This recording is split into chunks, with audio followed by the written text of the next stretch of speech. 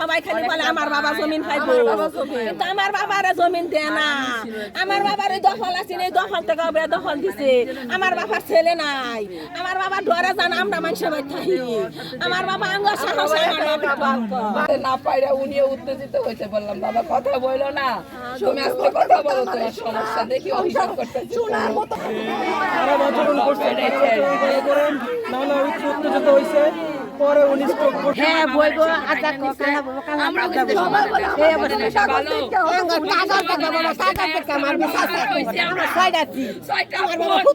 এই আমিনুল হক আজকে সালিশে আমার নানারে ধমক দিছে।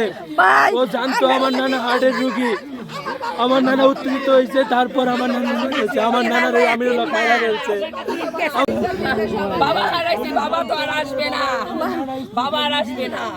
কিন্তু আমরা জানি এই এলাকায় থাকতে পারি এরকম ব্যবস্থা করার, আমাদের জমি আমাদের হাতে আমরা চাই।